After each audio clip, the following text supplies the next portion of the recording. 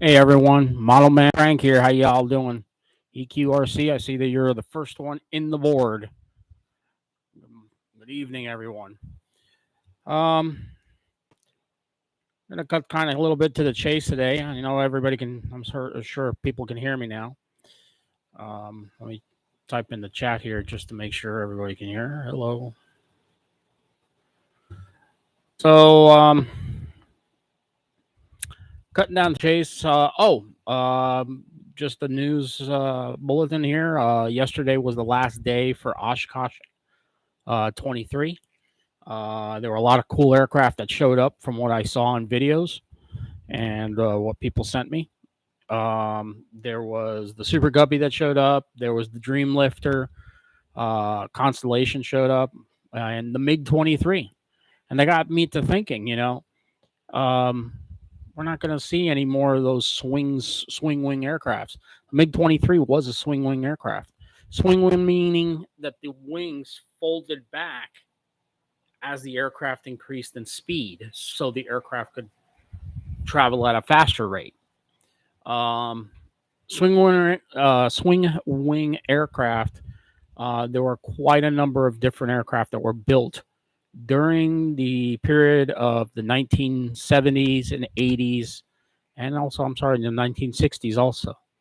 The F-14 Tomcat is one of the most memorable aircraft that was had swing wing technology. Um, this is the F-14 Tomcat. You can see the wings there folded out. You can see them folded back. Tomcat was made famous in a couple movies, one of them being The Final Countdown with Charlie Sheen and with also Michael Douglas, I believe, the first. Kirk Douglas it was. And Kirk Douglas played the captain, and Charlie Sheen, not Charlie Sheen, Martin Sheen. Martin Sheen played a reporter or slash person that was going on board this aircraft carrier, and you got to go and see. You really got to see the movie. It's a really good movie. It kind of has a lot of history in it, but you get to see a lot of aircraft that you will not see ever again. You'll see them in museums, and you won't see them flying around like warbirds. There was a something passed a while back that would not allow aircraft like that to fall into enemy hands. So they just turned them over to museums, and you now just see them as displays. I grew up in the 1980s and in the 1990s, and I was fortunate enough to see many of these planes fly.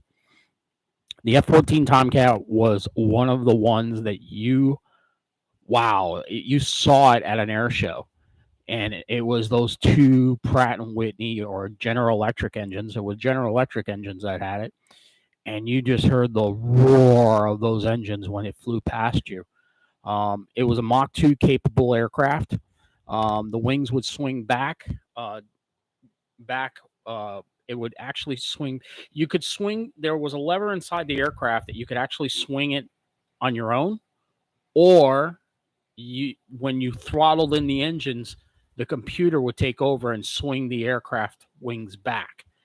Um, so as you traveled faster, you know what? Hold on one moment. Let me take care of this. Hello, let's RC. How are you? Good evening. Let's turn this light on. Turn this light on. There. Now you kind of see me a little bit better. Much better. So as we're continuing the conversation, as you increased in speed, the wings would actually fold back and you'd be able to travel faster. The wings would fold forward when you were coming into a lower speed or you were landing. That way you could put your flaps and slats down. If you watch Top Gun Maverick, you can actually see in the end of the movie when they're taking off in the aircraft, there's a lever. There's a lever inside the in the cockpit that he flips it up, and then there's that he can push the lever up and back and forward, and he pulls the lever back, and the wings fold out. That allowed the flaps to come down and also the slats to drop. So he was able to take off. Um, Once the aircraft was airborne, as he punched the throttles more forward, a computer generation would actually take over and actually swing the wings, or the pilot could control it himself. Um, the F-14 Tomcat was a air superiority fighter for the aircraft. It basically was built around the lifting body. A lifting body being that the body of the aircraft housed the engines, housed the missiles, the stores of the aircraft that uh, would be able to cause much damage. The F-14 Tomcat was the cream of the crop when it came to fighter aircraft on aircraft carriers. The first swing wing aircrafts in the U.S. arsenal that came out was the F-111. The F-111B actually flew in Vietnam. They were having a lot of problems with the aircraft. The airplane was crashing a lot, and they could not. They pulled it out of service. The aircraft had Mach 2 capability, had swing wing technology, but here's the kicker: the swing wings actually carried pylons. So as the fuselage actually went back, the actual fuel tanks would swing back too. I think I got it in one of these books here, actually, in my Gulf War debrief. It's a great book. It was made by Airtime Publishing back in the 90s. You can find it still used on Amazon. It's got a lot of great illustrations, but this is from the very first Gulf War. A lot of aircraft from the 1980s made their mark and actually showed their worth in this war. Let's see if we can find a actual photo. Pardon me one moment. As we look for an F-111, most likely we'll probably see an EF-111, which was the electronics warfare aircraft of the F-111. It was a Wild Weasel aircraft. Here we go. It's back here.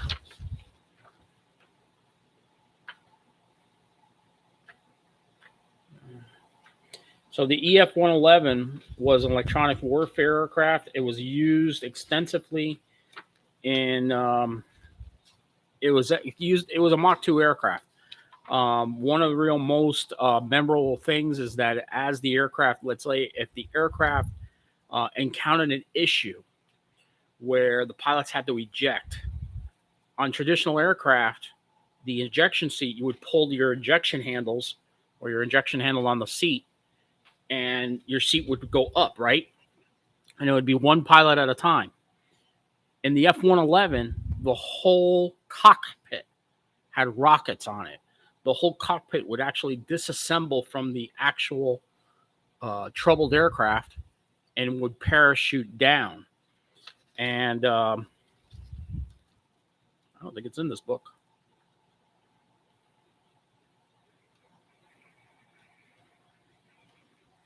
Bear with me as I try and find it. Oh, here we go. This is the F-111. So what I was saying is about the aircraft, if it ran into an issue, this whole area right here, the cockpit, would actually fire off as the rest of the aircraft would burn. The pilots would be safe. The aircraft was a Mach 2 capable aircraft. It was used in the bombing of Libya. Ronald Reagan had gotten a little upset at Muammar Gaddafi, and he sent in the F-111s to bomb his airfields and everything like that. And this was the aircraft that was used to actually bomb that field. The aircraft had shields in it, so the pilots, if they were, it was nuclear capable. So if the pilots were in a nuclear airstrike, they could pull down shades, fly the aircraft still under instrument power, and still conduct their mission. As you can see here in this model that it's got a GBU, a laser guided bomb. As these wings would swing back, those would actually conform into the slipstream of the wind blowing around it. That way it wouldn't really cause any real big issues. The aircraft was very capable of doing things, and it was a there it is. That's in the bomb bay. It had a laser guided system in it, and it would actually be able to guide the bombs into its target. Once this aircraft, right after the Gulf War, I think after Operation Enduring Freedom, the aircraft was retired out of service. It was pushed out of service and moved over to the Australian Air Force. The Australian Air Force used them for a little bit of time until their F-35s and their Super Hornets came into play. Robert McNamara, who was the Secretary of Defense for the Johnson administration and also for the Kennedy administration, that was his baby. That was his aircraft that he made to fly in a no-gun Air Force and Navy. In the Navy in the 1970s, I'm sorry, in the 1960s, when that aircraft was being developed, they built a competition aircraft for the F-111 to be able to land on an aircraft carrier. The only thing is the aircraft really performed terribly. I mean, it was a really bad aircraft, and they were going to pick it because Robert McNamara was friends with somebody in General Dynamics, and they really wanted the plane to win. So he was going to cook the books, as to say, and get Congress to approve the funds to actually approve the airplane. But a general his first name was actually Tom. He said, nope, can't have it. The airplane doesn't perform well. It's got a lot of problems, and it's been crashing into decks of aircraft carriers for a very long time. Can't use that type of plane at all. He got fired after he said this stuff. But Grumman won the contract, and the F-14 Tomcat came out as the carrier superior 40 instead of the F-111 version, the Navy version. The F-111 flew on with the Air Force, but the Tomcat came out, and the name Tom was to pay respects to this general, and that's where we got the Tomcat of today. The Russians came out with swing wing technology after they saw that the Americans were having great success with it. They came out with the MiG-23. They came out with the Su-24. They came out with a number of different aircraft. They came out with MiG-23, MiG-24, MiG-21, Su-21, Su-22. The Su-22 had a swing wing. Very interesting concept was that it had stubby wings, and then on the outer banks, it actually had swing wings. And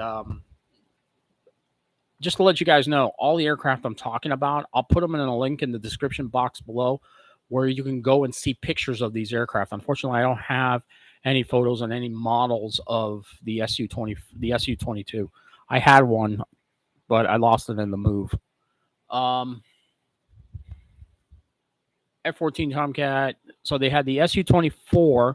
Su-24 was a bomber version. It was actually the F-111 version, but it was Russian. So it was built with very large engines. It sucked fuel like crazy. It was basically it was a cool plane. The Russians are still using the plane to this day. A lot of them are flying in Ukraine. But the plane really suffered with the lack of, it was not fuel efficient. So it burns through fuel like quickly. Just think of it this way. A Mustang burns 32, can go 32 hours. For every hour, you're burning a gallon of gas. This thing, every 20 minutes, you're burning through fuel. So it flew around with tanks and everything like that. They were thirsty engines. The MiG-23, which is the actual one that flew at Oshkosh this year, is the MiG-23 UB, and the UB standing for, it's a two-seater. So you have a pilot in the front, and then you have your navigator or a trainee in the back. The Su-24 had two seats next to each other, just like the F-111. The Su-22 was also you had one person sitting in the front, one person in the back. That aircraft actually came in a two-seater, and it also came in a single-seater. That aircraft didn't last too long. It flew in the 19 up until the 1990s, and then was taken over by the Su-27. Su-27 was a more fifth generation aircraft. Another swing wing aircraft technology is the B-1B bomber. It's also known affectionately as the Bone. It's also known. Its code name was Lancer. It was made to fly map of the Earth, low penetration aircraft, but it was also meant to fly high. Also, it came out in the 1970s. Jimmy Carter's administration canceled the budget because the plane was just costing too much. The Reagan administration, once they got into office, they ramped up production, and the aircraft is still flying to this day. It's got four of the same motors used on the F-15 Eagle. Massive motors, lots of power, great engines. The aircraft really can fly. It can fly up to Mach 2.2, 2.3. But it can fly low to the ground and do bombing strafing runs. It was really built as a replacement for the aging B-52 bomber. As we all know, the B-52 is still flying around today. It came out, the first flight was like in the 1950s. The plane's going to be around for a lot longer than we can think. I think it'll be a 100-year-old bomber by the time it leaves the Air Force inventory. The B-1 bomber, the B-2 was actually supposed to take over the B-1 bomber.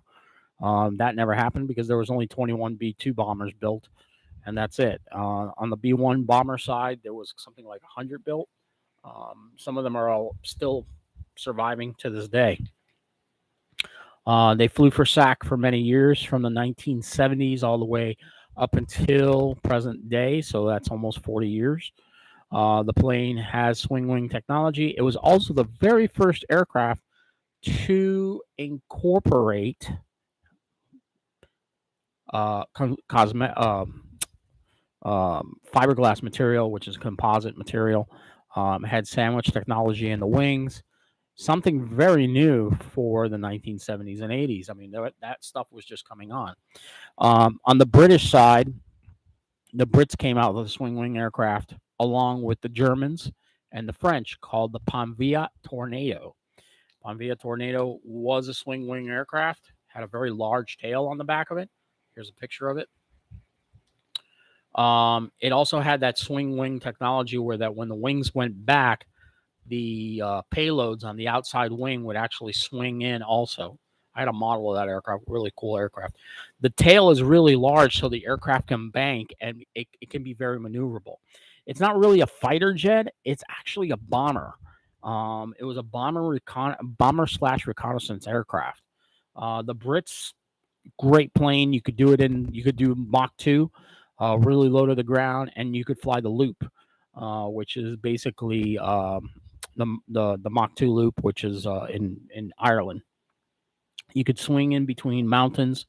If you watch old videos from the Gulf War, you'll actually see these aircraft actually flying low to the ground, about 100 feet off the ground, in canyons in Saudi Arabia. They would be flying in between the canyons to avoid the radar signatures that were painting them. The aircraft flew for many years, up until the point where it was taken over. Its service life was depleted, and there are still some flying in Britain still today, but they are mostly for defending the homeland. The Eurofighter, which is the fifth gen fighter being used by Britain now, is the one that has taken over. Why are swing wing aircraft not being used in modern day aircraft? Simple. They're hard to take care of. They have a bunch of little mechanisms inside. As the wing swings back, there's a screw inside. Also, all that mechanism takes up a lot of the airplane. You have hydraulic lines, you have all sorts of things, and also the wing, as the wing swings back, there's a gap where the wing has to go inside the plane, and that gap is can be seen by radar. As you see, a lot of modern aircraft, they're very blended in. All the surfaces are blended in really nicely with the fuselage. The F-14 Tomcat was a successful fighter. It really did well. All the swing wing aircraft that flew, uh, the B2, the B1 bomber is still flying. It still has, um, that capability. They say, oh well, it was built as a penetrator to penetrate Soviet radar, and it can beat the radar. Well, back in the late 80s and into the 90s, they proved that to be wrong. So that's why the aircraft flies very low to the ground. As the aircraft is flying, traveling very fast, you can see it up on radar. The B2 is also not even stealthy enough to. You can still see it right on radar. It'll show up on radar when the bomb bay's open. Boom! It'll be seen very quickly. Um, Fifth gen fighters will not use swing wing technology. You'll never see any more swing wing technology in aircraft ever again. The only time you'll probably see them is in museums, or if you go to Oshkosh, or you come here to EAA Sun and Fun, you'll see a swing wing aircraft like the MiG 23 still flying. I know there are some people. I do believe there's somebody in the United States or in Canada that's trying to sell an Su-22 and an Su-24 used. Um, if you're going to buy an Su-24 out there, all the money to you, because you're going to need a lot to service that aircraft. Parts are not easy to come by, and the plane is a thirsty aircraft. Um, the Tomcat, you won't see them flying as warbirds in private hands because they scrap them all. The only ones that you'll see are in museums: the Navy Museum, the Dayton, Ohio Museum, the U.R. Harvey Museum, and Dulles Airport. I think Wings Over Miami, and Miami has a F-14 Tomcat also. A lot of different. The Intrepid Museum in New York has an F-14 Tomcat. They actually have um, uh, the prototype Tomcat in existence. Funny story about that aircraft. The Tomcat in the Intrepid Museum, that was the prototype version. If you look at the flaps on it, or the slats, if you ever get to go to the museum ever, you'll notice that the slats are a different color. What happened was there was an aircraft carrier in port one summer, and the pilots were looking for the mechanics for a certain wing. I think it was the Grim Reapers or the Diamondbacks. They were looking for parts, so they went to that aircraft and actually pulled the parts off that plane to be able to fix some planes that were still sitting on the aircraft carrier. And some of those parts actually went to fight in Iraq against Saddam Hussein after 9/11. Um, the Tomcat really saw its own. Became a really good fighter, and it flew on until the 1990s, late 1990s, into 2001, 2002. It really came into its own when they learned that it was a really great bombing platform.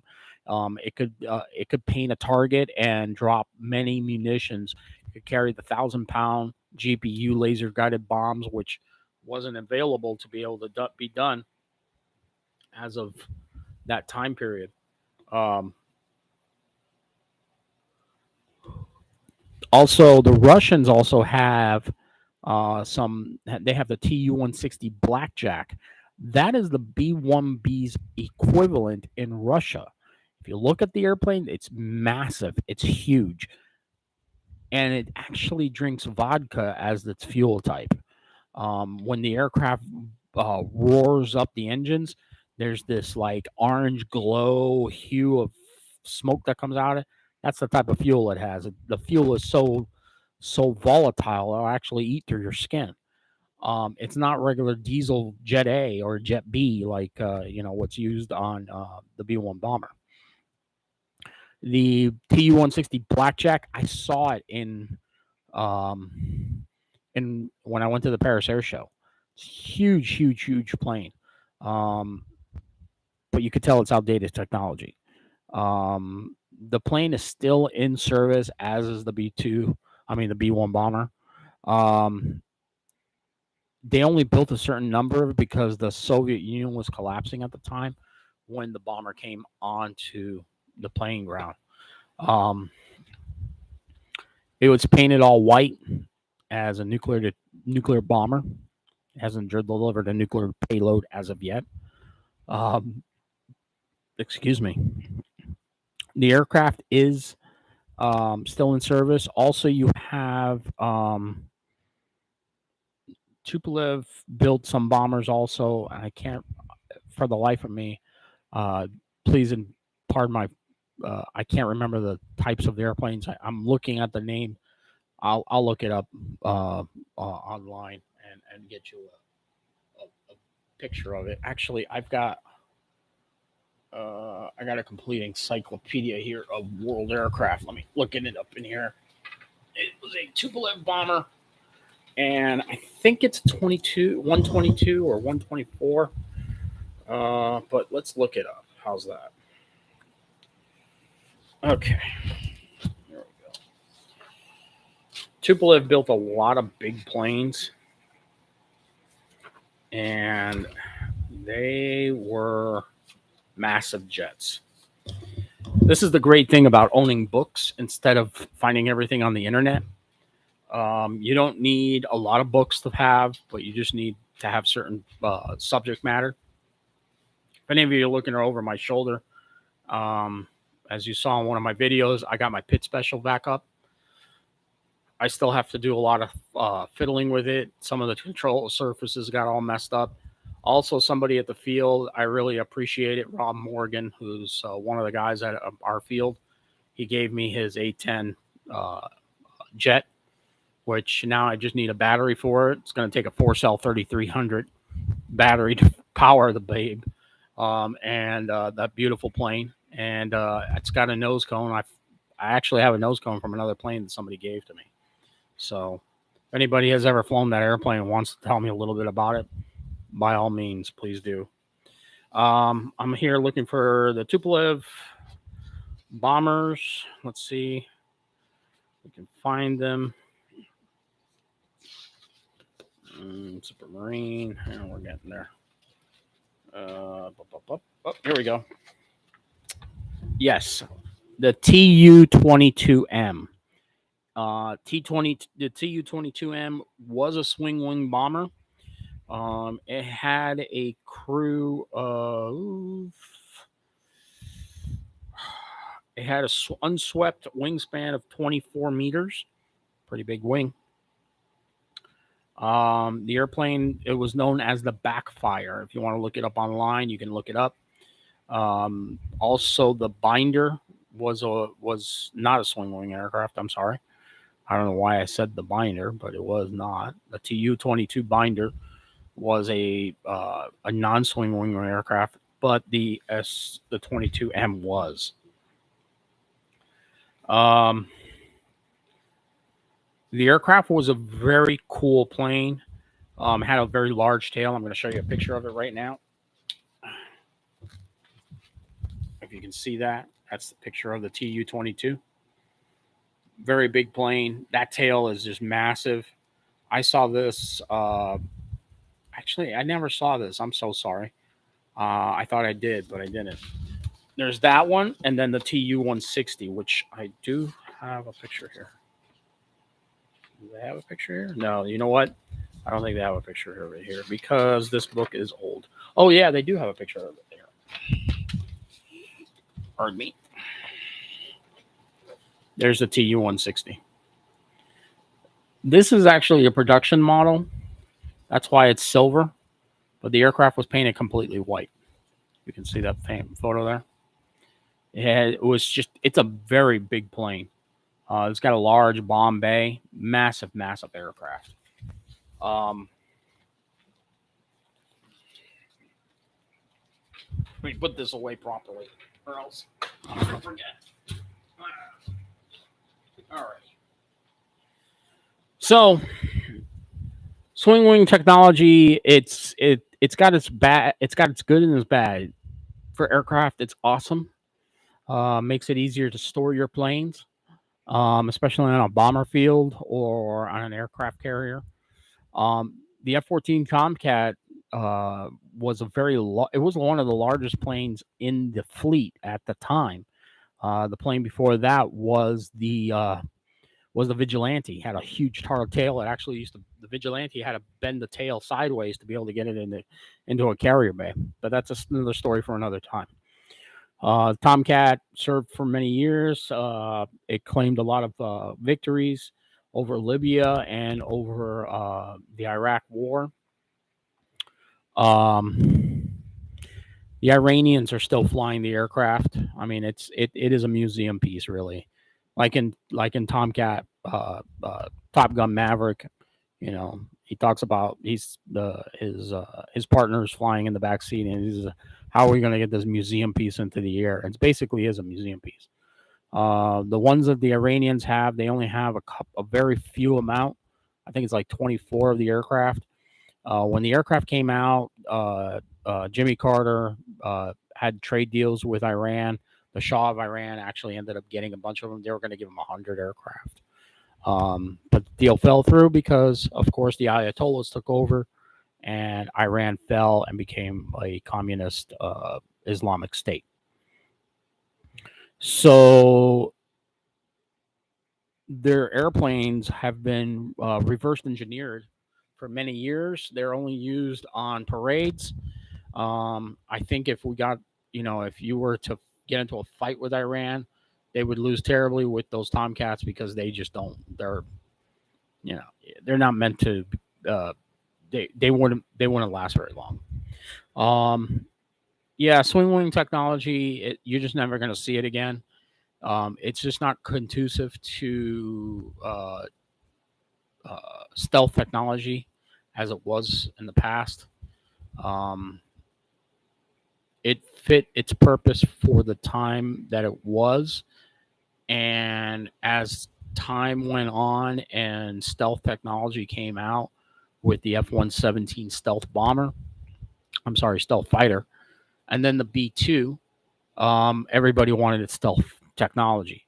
Stealth technology still has its drawbacks. You can't go completely unseen unless you're flying, I don't know, a UFO or a UAP, or the SR-71-2, which is supposedly flying around up, there. But those are other conversations for other people. I don't know too much about those aircraft, anyways. So, with all that said, yeah, the Tomcats, the Backfires, the Bone, which is the Lancer, or the other aircraft that are flying out there, you just won't see them anymore flying. But when they did fly, they were just really cool planes to watch. And I hope that you like today's program, and we had a good discussion here, and you learned a lot. Next week, I don't know what we'll do, but I'll figure something out. We'll probably talk about another different airplane.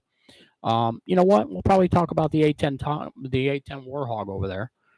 Its history and when the aircraft came out, and what its predecessors were, and what aircraft were its competitions. What was the other aircraft that the Russians built? Many of you may not know that it was the Frogfoot. So, but we'll talk then about that, and we'll talk about other aircraft at the same time. So, enough for today. If you wanted to build any of these aircraft that we talked about, hello, David, how are you? If you wanted to talk about any of the aircraft that we talked, or you wanted to build one, they still build a lot of models. Tupolev, there's a lot of different kits out there for the Tu-160 and for the Tu-22. For the Backfire, F-14 Combat, you can find a model kit for that Tomcat anywhere. You can even fly a model Tomcat. There's a couple of different websites that have RC models of them.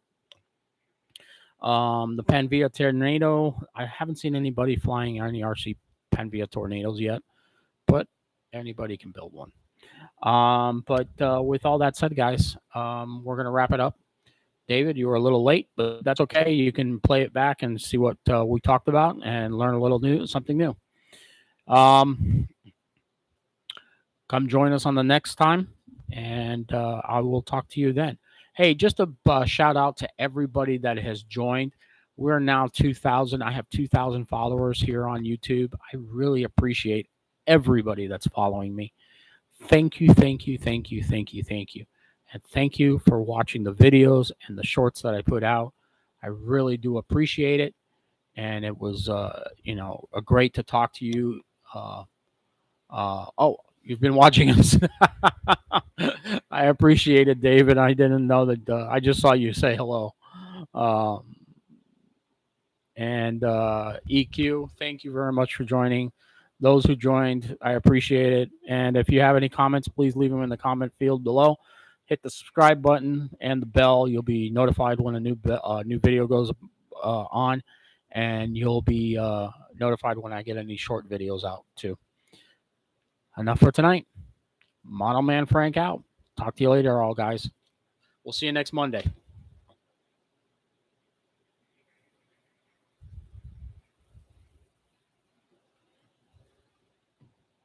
See you.